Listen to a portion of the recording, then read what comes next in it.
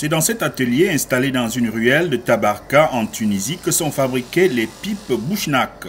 Ces pipes, qui ont acquis une notoriété dans la communauté des fumeurs, sont le résultat d'un travail cinquantenaire. Chez les Bouchnak, en effet, la passion pour la fabrication des pipes s'est transmise sur 3 générations. En 2012, j'ai décidé de relancer. Et puis, j'ai trouvé de la facilité à relancer le produit, sachant que mon grand-père avait bien travaillé à faire connaître les pipes Bouchnak dans le monde. Son travail commence par choisir un morceau de bois de bruyère séchant depuis parfois 20 ans dans l'atelier. La bruyère est appréciée par les connaisseurs pour sa résistance à la chaleur et pour son goût neutre qui permet de bien savourer les arômes du tabac. Penché sur sa machine centenaire, Anis Bouchnak transforme méthodiquement ce bois tapissant le nord de la Tunisie, un savoir-faire unique ramené d'Europe il y a un demi-siècle par son grand-père. Alors, bienvenue dans ma caverne d'Ali Baba.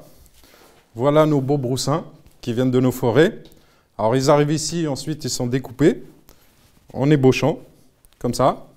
Ensuite, on les fait cuire pendant 12 heures et on met à sécher pendant 20 ans. Alors, on fait sécher pendant 20 ans pour avoir un meilleur goût, pour avoir des pipes beaucoup plus légères. Et au final, on a un résultat comme ça, une belle pipe Bouchnak. Anis, qui vivait en France depuis ses 10 ans et travaillait dans la restauration, n'avait jamais imaginé prendre la relève. Après la mort de son grand-père et de son père, il revient en Tunisie et décide de relancer l'atelier. Seul pipier en Tunisie, il espère perpétuer son travail.